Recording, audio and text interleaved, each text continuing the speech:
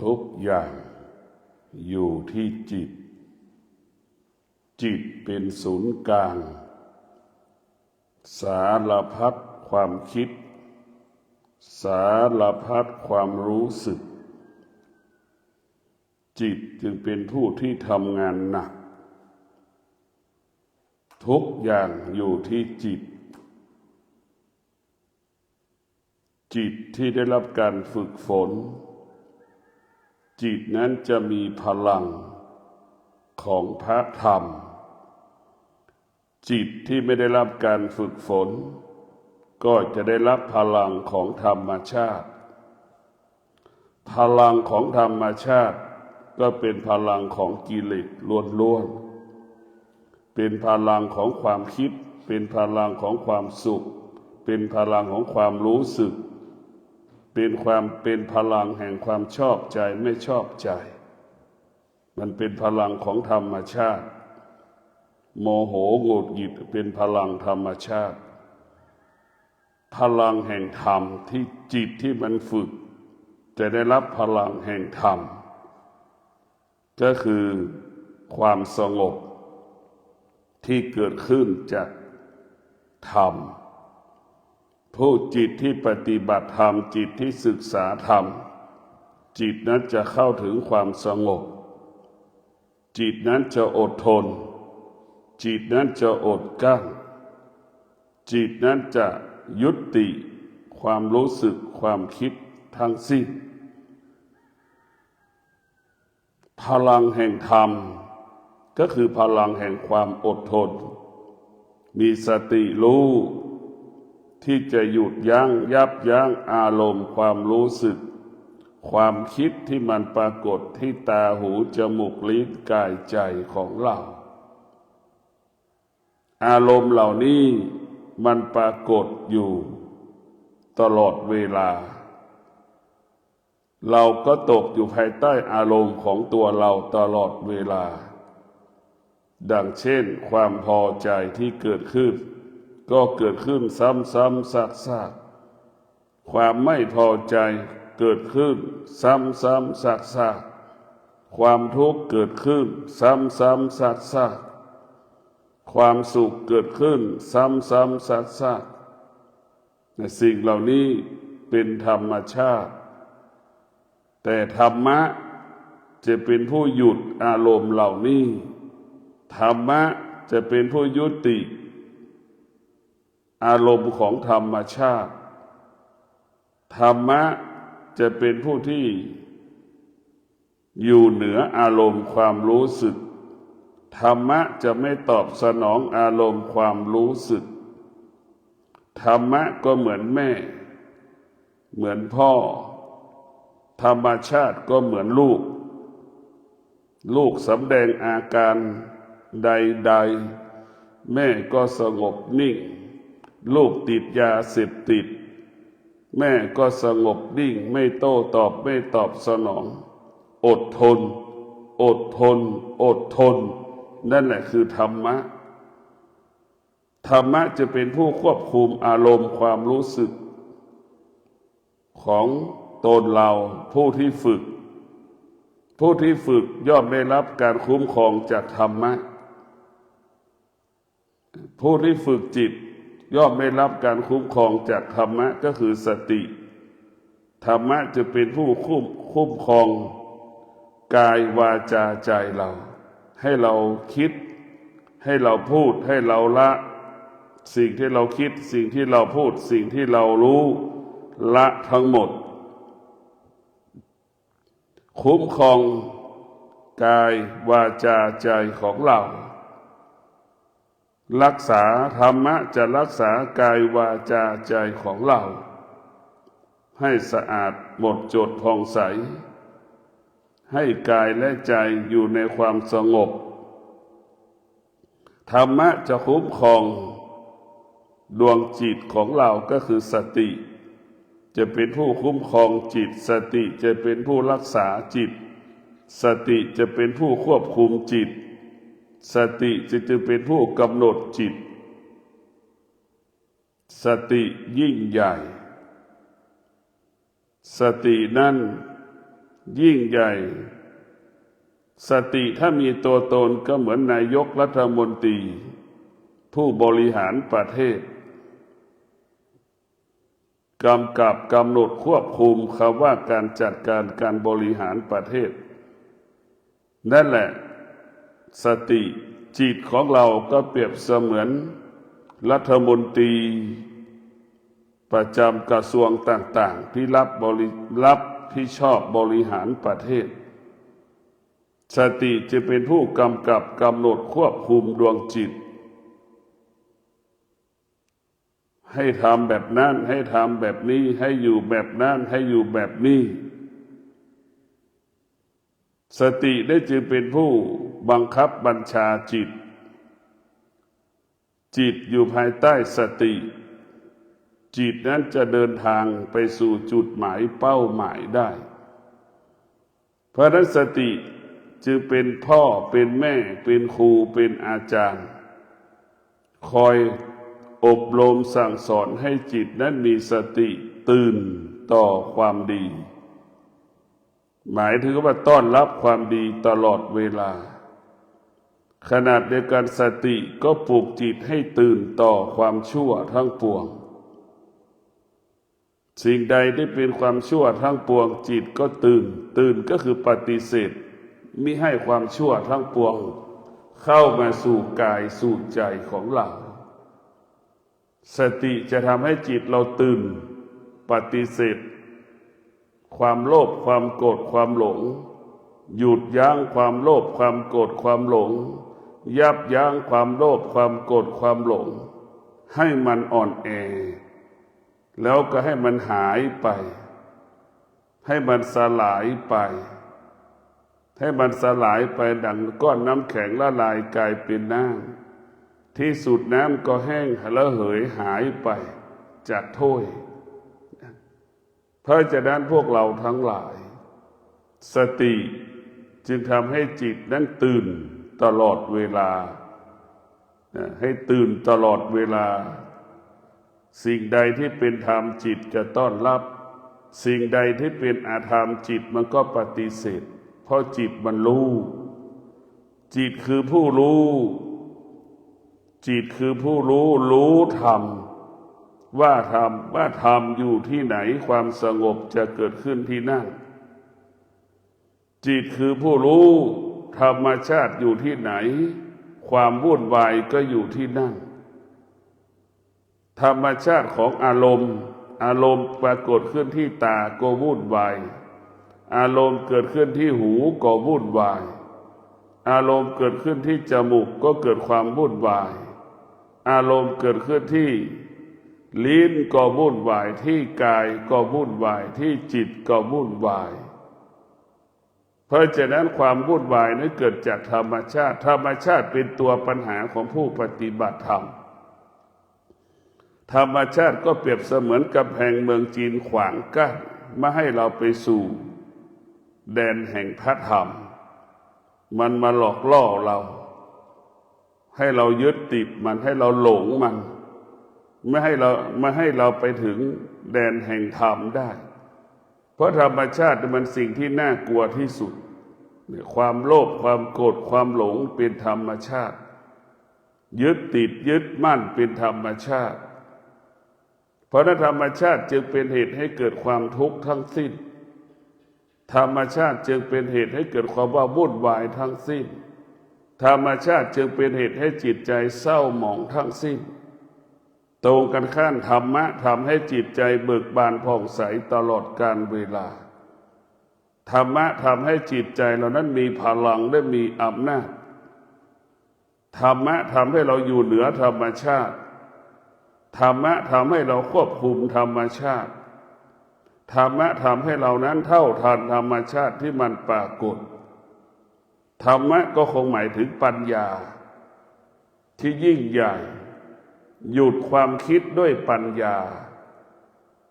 หยุดความคิดด้วยปัญญาหยุดความคิดด้วยสติใช้กำลังความอดทนไปทำลายความคิดเกิดจากการปรุงแต่ง เหมือนเราเอาสีดำกับสีขาวมาแต้มเกิดความพอใจเกิดความไม่พอใจอาการสองสิ่งนี้เกิดขึ้นเมื่ออาการสองสิ่งนี้เกิดขึ้นจึงทำให้เราเปิดเป็นทุกข์สิ่งหนึ่งก็เป็นทุกข์สิ่งหนึ่งก็เป็นสุขเราปรุงแต่งขึ้นก็หลอกเรียกว่ากิเลสมันหลอกล่อให้เราหลงไหลหลอกล่อให้เราติดใจหลอกล่อให้เราชื่นชมหลอกล่อให้เรานั้นยึดมั่นถือมั่นในสิ่งที่จิตมันหลอกเรากิเลสมันจะหลอกที่สุดมันก็หลอกเราให้เราร้องไห้เสียใจทำให้จิตใจเราเศร้าหมองเหมือนหนุ่มสาวตกอยู่ใต้อำนาจความรักอีกคนหนึ่งไม่ตอบสนองอีกคนหนึ่งจากไปก็เกิดอาการเช่นนั้นเพราะฉะนั้นธรรมะของพระพุทธเจ้าจึงเป็นผู้ที่ให้กำลังใจเราให้จิตเราเข้มแข็งธรรมะพระพุทธเจ้าทำให้กายเราเข้มแข็งทุกอย่างธรรมะจะทำเราให้เข้มแข็งตรงกันข้ามธรรมชาติทำให้เราอ่อนแอ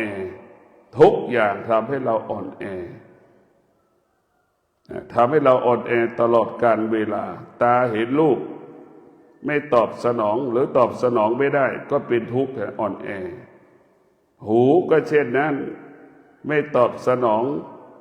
ก็อ่อนแอเกิดอาการสำแดงอาการเหมือนเด็กไม่ได้กินขนมออกอาการเช่นนั้นธรรมชาติจะทำให้เราอ่อนแอธรรมชาติจะทำให้เราไม่สบายกายไม่สบายใจตลอดเวลาธรรมะทำให้เราสบายกายสบายใจตลอดเวลาธรรมะสอนให้เรารู้ไม่ต้องพึ่งพาธรรมชาติธรรมะสอนให้เรารู้พึ่งพาตนเองอาศัยตนเองตนแลเป็นที่พึ่งแห่งตนตรงกันข้ามธรรมชาติสอนให้เราพึ่งพามันให้เราพึ่งพาพ่อให้เราพึ่งพาแม่ให้เราพึ่งพาสิ่งอื่นๆให้เราไปยึดติดสิ่งอื่นๆธรรมชาติจะเป็นเช่นนั้นแต่ธรรมะสอนให้เราละสิ่งที่เรารู้สอนให้เราละไม่ต้องไปยึดติดพ่อแม่เมื่อเรายึดติดพ่อแม่ก็สร้างบาปกรรมให้กับพ่อกับแม่ในเราไปยึดติดเพราะฉะนั้นเราไม่ควรไปยึดติดในพ่อในแม่ไม่ควรไปยึดติดพ่อแม่ก็อยู่กับเราแค่บางเวลาเราก็อยู่กับแม่แค่บางเวลาให้เราคิดเช่นนี้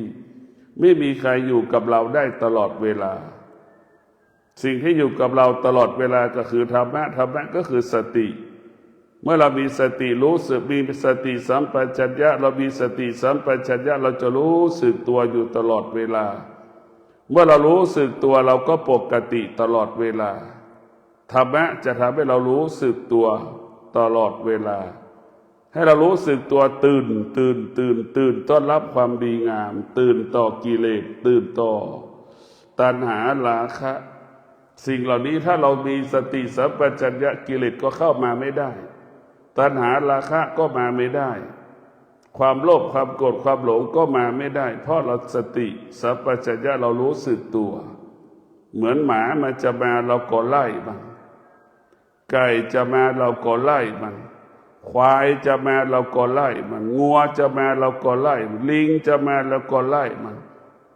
สารพัดสิ่งต่างๆที่จะมากระทบอายตนะเราขับไล่ออกไปมันไม่สามารถทำให้อายตนะของเราสะเทือนและหวั่นไหวได้นั่นคือสติสัมปชัญญะทำให้เราตื่นทำให้เรารู้สึกตัวว่าสิ่งใดที่มันจะปรากฏกับอายตนะจะมากระทบอายตนะไม่สามารถเข้ามากระทบได้เพราะมีสติรู้สึกตัวปฏิเสธไม่ต้อนรับสิ่งที่เป็นอธรรมสิ่งที่เป็นอกุศล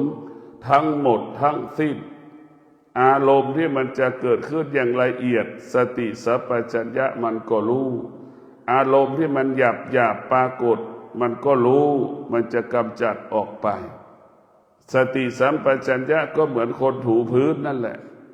ให้พื้นสะอาดพื้นสะอาดก็เปรียบเสมือนกายวาจาใจเราสะอาดปราศจากกิเลสนั่นแหละพื้นปราศจากฝุ่น กายของเราก็ปราศจากกิเลสใจเราก็ปราศจากกิเลสเราต้องมีสติสัมปชัญญะตลอดเวลาเมื่อเรามีสติสัมปชัญญะตลอดเวลาแล้วสิ่งที่เป็นอธรรมสิ่งที่เป็นอกุศลมันเข้าไม่ได้เข้ามาไม่ถึงเพราะเรามีสติดูมันตลอดเวลาเอาสติไว้ที่ตาเห็นรูปเราก็ปฏิเสธหรือสงบนิ่งหูสัมผัสกับเสียงเราก็ปฏิเสธหรือสงบนิ่งเราไม่ต้อนรับมันจมูกสัมผัสกับกลิ่นเราก็สงบนิ่งปฏิเสธมันทุกวันนี้เราไปต้อนรับมันตลอดเวลาเมื่อเราไปต้อนรับมันก็มาทุกวันมันก็อยู่กับเราทุกวันเนี่ยนะสุขมันจะเกิดขึ้นทุกวันเพราะเราไปต้อนรับมันอาการต้อนรับก็เพราะเราขาดสติเมื่อเราขาดสติสัมปชัญญะเราจะไม่รู้สึกตัวเราแยกไม่ได้ว่าสิ่งนี้เป็นธรรมสิ่งนี้เป็นอธรรมเราแยกไม่ได้เราขาดสติสัมปชัญญะก็เหมือนเด็ก10 ขวบความชั่วมันไม่รู้ความดีมันไม่รู้แต่สนุกสนานเห็นไหมมันเป็นเช่นนั้นคนที่ขาดสติสัมปชัญญะก็เหมือนเด็ก10 ขวบ6 ขวบมันไม่สามารถรู้ชั่วรู้ดีรู้แต่สนุกรู้แต่จะกินของเป็นพิษมันยังจะกินเนี่ยเพราะมันไม่รู้คนที่ขาดสติสัมปชัญญะก็เป็นเช่นนั้นกระทั่งที่รู้ความโลภความโกรธความหลงเป็นผู้บ่อนทำลายความโลภความโกรธความหลงก็คือไฟโลภะโทสะก็คือไฟนี่มันเป็นสิ่งที่น่ากลัวมันเป็นตาของเราเป็นไฟถ้าตาของเราไม่ได้รับการฝึกฝนตาเราก็คือไฟที่เผาไหม้ร่างกายเราเป็นทุกข์ทุกวันก็เพราะตาทุกข์ก็เพราะหูทุกวันนี้ทุกข์เพราะหูไม่ตอบสนองเสียงไม่ตอบสนองหูก็เป็นทุกข์รูปที่กระทบกับตาไปสัมผัสกับรูปไม่ตอบสนองก็เป็นทุกข์มันเป็นทุกข์ที่ตาเป็นทุกข์ที่หูของเราอายตนะจึงเป็นบ่อเกิดแห่งอารมณ์อายตนะจึงเป็นบ่อเกิดแห่งอารมณ์การนั่งสมาธิการภาวนาการมีสติรู้ว่าอารมณ์ปรากฏขึ้นที่ตาเราก็ดับรู้ว่าอารมณ์เกิดขึ้นที่หูเราก็ดับรู้ว่าอารมณ์เกิดขึ้นที่ไหนเกิดขึ้นที่จมูกเราก็ดับเกิดขึ้นรู้ว่าอารมณ์เกิดขึ้นที่ลิ้นเราก็ดับอารมณ์เกิดขึ้นที่กายเราก็ดับมันก็อารมณ์เกิดขึ้นที่จิตเราก็ดับมันเพราะฉะนั้นพวกเราทั้งหลายถ้าอายตนะเป็นที่อยู่ของธรรมชาติเนี่ยวุ่นวายตลอดเวลาวุ่นวายตลอดเวลาดังแม่เห็นไหมส่วนหนึ่งธรรมชาติอยู่ในแม่100%ห่วงลูกอยู่ตรงนั้นแหละไม่มีวันจบสิ้นใช่ไหมห่วงลูกอายุ80ก็ยังห่วงลูกอีกเห็นไหมนี่แหละคือเป็นธรรมชาติทำให้เราวุ่นวายตลอดเวลาความเป็นแม่ของเรานะถูกต้องแต่ความแก่ที่มันอยู่เหนือแม่นะสิแต่แม่คิดไม่ได้เพราะแม่ขาดสติสัมปชัญญะ90ยังห่วงลูกเนี่ยมานึกดูกันแล้วกันถ้าลูกตกถ้าลูกล้มจากพื้นแม่ก็ไม่มีปัญญาที่จะยกเห็นไหมอันนี้คือความจริงแต่แม่ก็อยู่ในอารมณ์ของธรรมชาติยังครอบงำจิตใจแม่ลูกคนอื่นเป็นดีหมดไอ้ลูกคนนี้ไม่ดีแม่ก็เป็นทุกข์ตกอยู่ใต้อำนาจแต่อันนี้คืออำนาจของธรรมชาติลูกที่มันลำบากก็เพราะมันขาดสติแม่ไม่ได้คิดอย่างนี้ลูกที่มันลำบากเพราะขาดความอดทนเพราะเป็นอย่างนี้ถ้าแม่ทุกคนเข้าใจแม่เข้าใจว่าแม่แก่แม่ก็จะไม่ต้องไปยึดติดอันนี้แม่ไม่เข้าใจว่าแม่เป็นแม่เมื่อแม่เกิดลูกคลอดลูกตั้งแต่วันเมื่อ80 ปี70 ปีแม่คิดว่าเป็นแม่แต่ความแก่ที่เกิดขึ้นในร่างกายแม่ไม่ได้คิดแม่ไม่ได้ดูความแก่ที่มันปรากฏความเสื่อมที่มันปรากฏ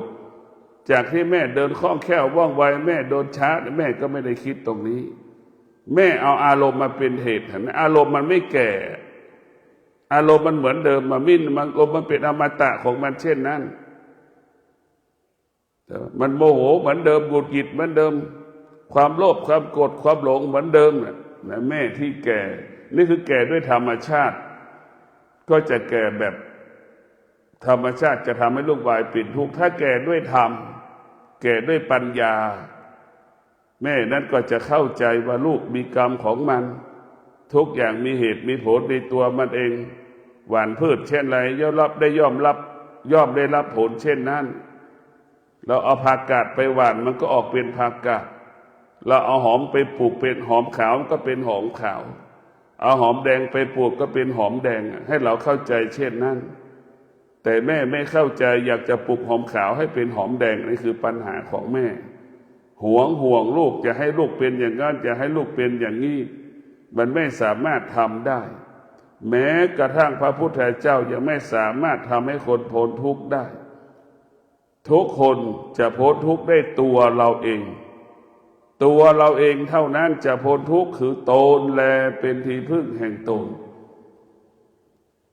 ไม่มีใครที่จะทำให้เราพ้นทุกข์ได้แม่พยายามจะทำให้ลูกพ้นทุกข์ได้มันเป็นไปไม่ได้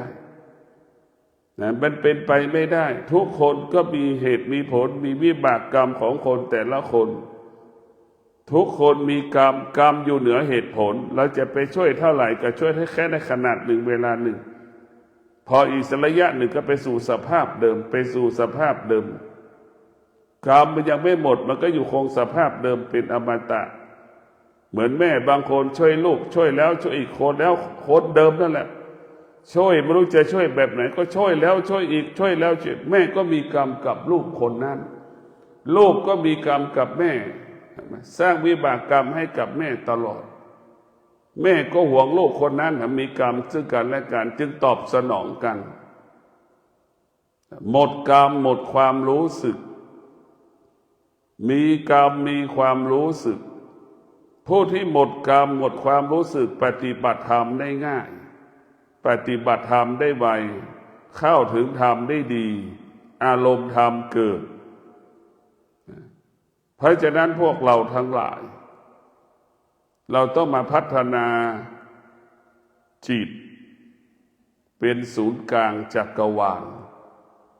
จิตเป็นผู้ทำงานหนักจิตจะทำงานตลอดเวลา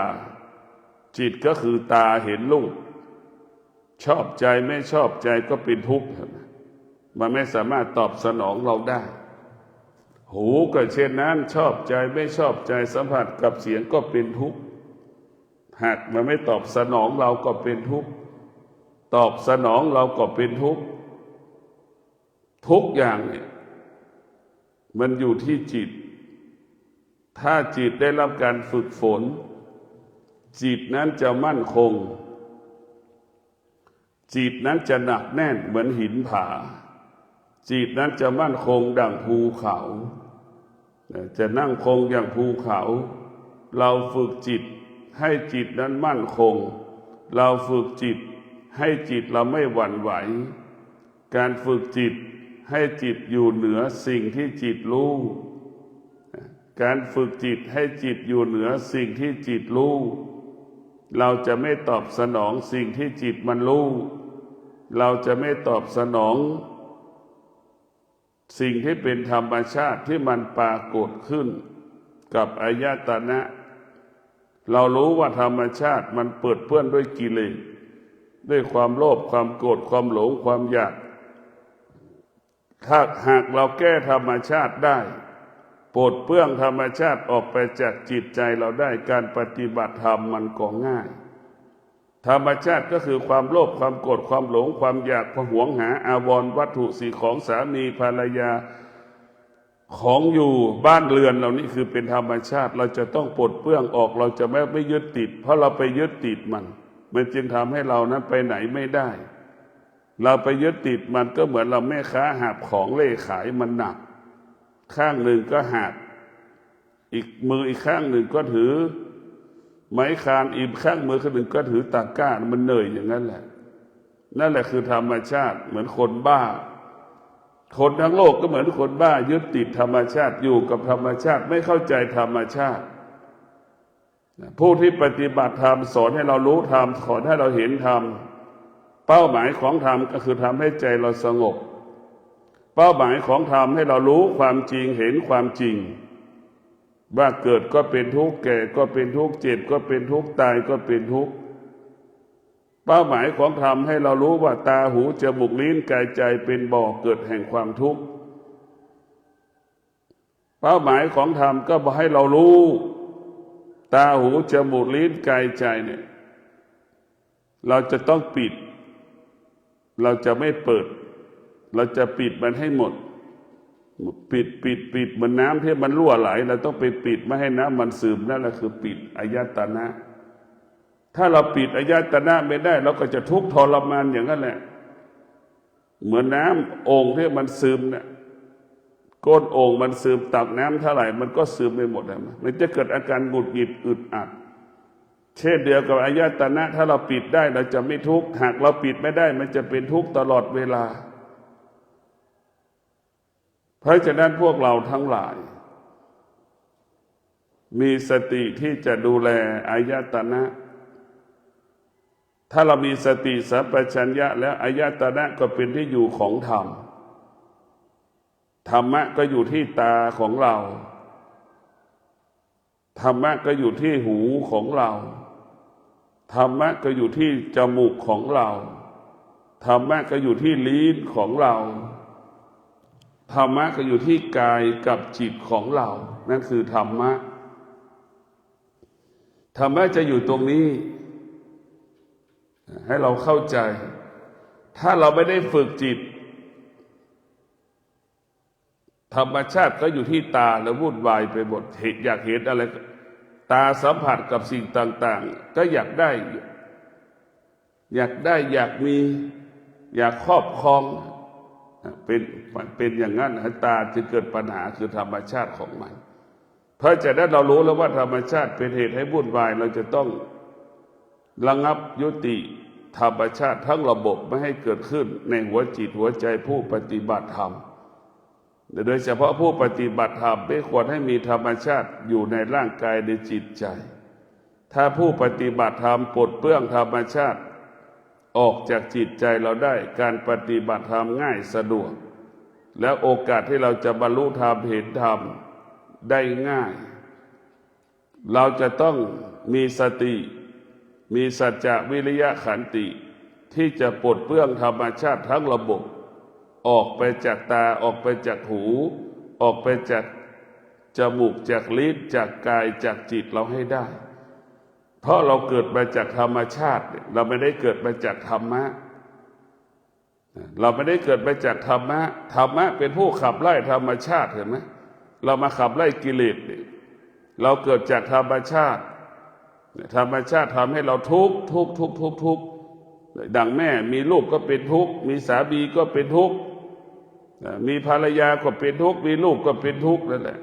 ถ้าธรรมะมันจะทำให้เราเข้าใจธรรมชาติถึงแม้เราจะไม่ไปสู่มรรคผลแต่เราจะเข้าใจธรรมชาติเมื่อเราเข้าใจธรรมชาติเราก็ไม่ต้องโมโหไม่ต้องหงุดหงิดเราก็เฉยๆกับมันเราดูร้อนปรากฏเราก็เฉยแล้วดูหนาวปรากฏเราก็เฉยนี่คือธรรมะรู้เรื่องธรรมชาติสอนให้รู้เรื่องธรรมชาติทั้งสิ้นถ้าเรารู้เรื่องธรรมชาติเราก็จะไม่สำแดงอาการเมื่อธรรมชาติมันเปลี่ยนแปลงหรือธรรมชาติมันปรากฏเรารู้เมื่อเรารู้เราก็จะไม่ตอบสนองมันดังที่กล่าวว่ารู้สิ่งใดให้ละสิ่งนั้นจิตรู้สิ่งใดให้จิตละสิ่งนั้นจิตรู้สิ่งใดให้จิตอยู่เหนือสิ่งนั้นนั่นแหละคือสภาวะจิตของเราจะให้เรารู้แบบนั้นดวงจิตที่มีธรรมดวงจิตนั้นก็จะมีสติสัมปชัญญะตื่นต้อนรับความสงบตื่นจะเปลี่ยนความสงบให้เป็นปัญญาเปลี่ยนสมถะให้เป็นวิปัสสนามันจะเปลี่ยนแปลงในตัวมันเองโดยอัตโนมัติโดยไม่มีใครบอกไม่มีใครสอนดังมะม่วงดิบกับมะม่วงสุกธรรมะก็เป็นเช่นนั้นธรรมะอย่างหยาบธรรมะอย่างละเอียดมันก็อยู่ในตัวมันเองมันอยู่ในตัวมันเองความอดทนสัจจะสติสัจจะวิริยะขันติถ้าเราฝึกแล้วมันจะเกิดขึ้นเหมือนมะม่วงที่มันดิบ ก่อนที่มันจะสุกเห็นไหมมันดิบเต็มที่แล้วมันจะแข็งนั่นแหละคือสัจจะสติสัจจะวิริยะขันติจะเข้มแข็งมั่นคงดั่งมะม่วงที่มันดิบแก่สุดเพื่อจะเข้าสู่ความแก่เป็นสีเหลืองนะมันจะสุกนะพอมันเริ่มสุกมันจะนิ่มเนื้อมันจะเปลี่ยนแปลงการปฏิบัติธรรมธรรมะก็เป็นเช่นนั้นเราสะสมความอดทนสะสมวิริยะภาคเพียรมันจะมีกำลังขึ้นเรื่อยๆท้ายสุดเมื่อเรามีสติสัจจะวิริยะขันติเราก็จะแก้ไขสิ่งต่างๆที่มันปรากฏขึ้นที่ร่างกายเราได้ที่จิตเราได้มันจะปรากฏได้ตลอดเวลาเราจะต้องมีสติพิจารณาสิ่งใดที่เป็นธรรมเนี่ยก็คือเราจะเอามาไว้ในจิตเราตลอดเวลาอดทนดังพระพุทธเจ้าอดทนพระพุทธเจ้าอดทนนี่แหละทำให้พุทธเจ้าได้บรรลุธรรมเห็นธรรมพระพุทธเจ้ามีวิริยะภาคเพียรนี่แหละพุทธเจ้าได้บรรลุธรรมเห็นธรรมพระพุทธเจ้ามีสัจจะนี่แหละพุทธเจ้าได้บรรลุธรรมเห็นธรรม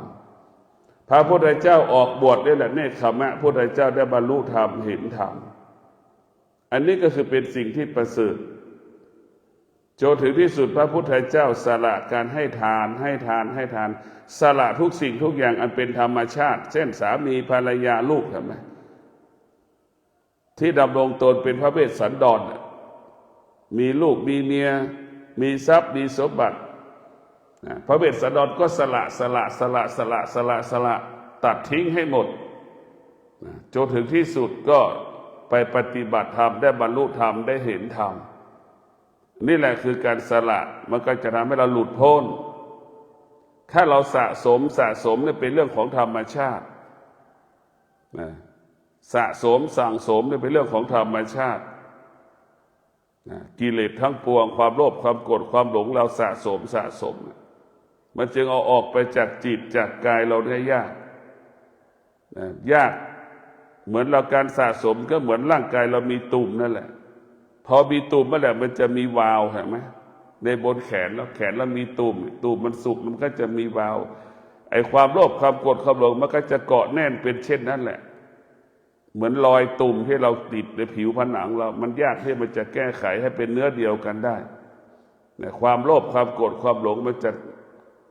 เกาะติดแน่นอยู่ในร่างกายของเราทุกอย่างกำลังของธรรมชาติเป็นกำลังที่อ่อนแอนะมันไม่ได้เข้มแข็งเราเป็นกำลังที่อ่อนแอพลังของธรรมะเป็นพลังที่เข้มแข็งเรานึกดูที่ช้างเนี่ยเป็นสัตว์ที่มีกำลังมากที่สุดช้างเนี่ยมีพลังมากที่สุดแต่เหตุใดคนถึงจับช้างได้นี่แหละเราต้องพิจารณาทั้งที่คนกำลังน้อยกว่าช้างก็เพราะช้างเพราะบุคคลที่จับช้างมีสติสัมปชัญญะรู้สึกตัวคือรู้จักวิธีการที่จะจับช้างเมื่อจับช้างได้แล้วก็รู้จักวิธีที่จะควบคุมช้างเมื่อควบคุมช้างได้ก็รู้จักวิธีที่จะฝึกฝนช้างเมื่อรู้จักวิธีฝึกฝนช้างแล้วก็รู้จักวิธีที่จะกำกับช้างจนถึงที่สุดช้างกับควานช้างอยู่ร่วมกันได้เห็นไหมควานช้างขึ้นคอช้างก็พร้อมที่จะต้อนรับควานช้างจะต้องทำงานอันนี้แหละคืออานุภาพของพระธรรมเราต้องฝึกมันจะมีพลังจับช้างได้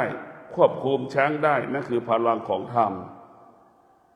มันจะมีพลังมีสติสัมปชัญญะรู้สึกตัวการรู้สึกตัวก็คือรู้ด้วยปัญญานะรู้ด้วยปัญญาคือรู้สึกตัวรู้ตามความเป็นจริง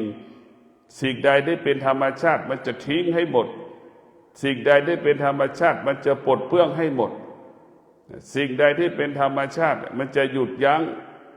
ยับยั้งไม่ให้มันเกิดขึ้นเพราะฉะนั้นสิ่งใดที่เป็นธรรมชาติจะทำให้เรานั้นอ่อนแอหวั่นไหวตลอดกาลเวลานี่คือเรารู้